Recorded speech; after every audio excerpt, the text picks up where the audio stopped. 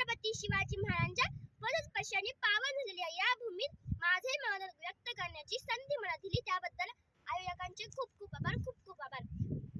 महाराष्ट्राचे आदिदैवत भूपती नृपती प्रजापती प्रगल्भ बुद्धिमान राजाधिराज योगीराज श्रीमंत योगी छत्रपती शिवाजी महाराजांना या जिजाऊच्या लेकीचा मानाचा मुद्रा छत्रपती शिवाजी महाराज की हे शब्द कानावर पडतात. ज्यांच्या मुखातून जय हा शब्द बाहेर पडतो तेव्हाच रक्त सहसाचे छाती अभिमानाने फुगते, अंगावर सरकन काटा येतो. अशा या मराठा मोळ्या बंधू आणि भगिनींना व व्यासपीठावरील मान्यवरांना माझा नमस्कार. माझे नाव प्रिया सोमनाथ कवडे. मी आता 3री शिकत असून माझ्या शाळेचे नाव जिल्हा परिषद प्राथमिक शाळा चिखली आहे. मित्रांनो, मी आज तुम्हाला एका महान पुरुषाविषयी गाथा उलगडणार आहे. त्यांचा मला तुम्हालाच नव्हे तर संपूर्ण देशाला अभिमान आहे. विजयासारखी तलवार चालून गेला, निगड्या छातीने हिंदुस्तान हलून गेला. वाघ नख्याने अफजल खानाचा कोथळा फाडून गेला. स्वर्गात गेल्यावरती ज्याला देवांनी झुकून मुजरा केला, असा मर्द मराठा शुभा होऊन गेला. मित्रांनो, आज या मातीमध्ये जन्मलेल्या मुलाला सांगावे लागत नाही की शिवछत्रपती शिवाजी महाराज कोण होते. शिवछत्रपती हे नाव जगातच नव्हे तर संपूर्ण देशाच्या कानाकोपऱ्याला घुमलेले आहे. कोण होते शिवाजी? त्यांनी असे कोणते काम केले की 350 वर्ष उलटूनही त्यांच्या नावाचा जय जयकार होतो. म्हणूनच तर शिवकाळात जीवाला जीव देणारे कीर्तिवंत मावळे होऊन गेले. 65 किलोची तलवार वागवतो त्याचं नाव यसाजी. 2000 जणांबरोबर खिंड लढवतो त्याचं नाव बाजी. हात तुटला तरी लढत राहतो त्याचं नाव तान्हाजी. दिल्लीहून पुण्याला घोडा घेऊन जातो त्याचं नाव संताजी.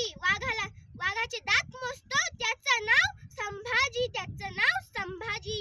आणि या सगळ्यांना एकत्र करून स्वराज्य निर्माण करतो त्याचं नाव शिवाजी.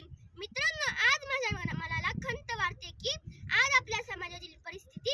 एक कवी म्हणतो सूर्य मावळताना मी पाहिला, चंद्रही मावळताना मी पाहिला, सूर्य मावळताना मी पाहिला, चंद्रही मावळताना मी पाहिला.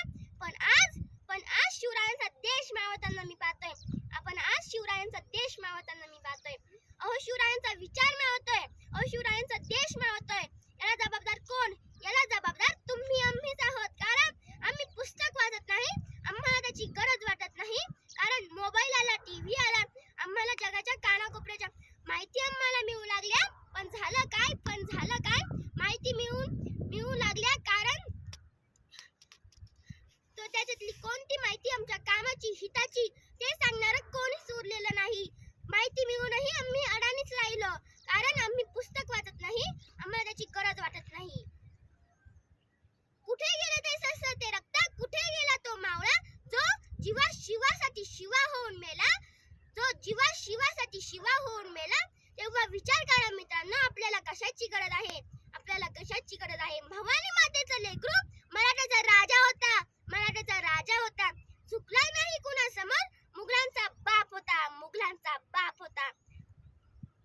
जो चुकत असेल त्याला सत्याची वाट दाखवा, जो लढत असेल त्याला मराठ्याची जात दाखवा. अशी शिकवण जिजाऊ माँसाहेबांनी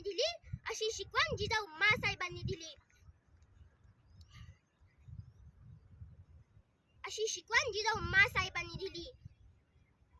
तेव्हा मी जाता एवढंच बोलते. आले किती गेले किती, उडून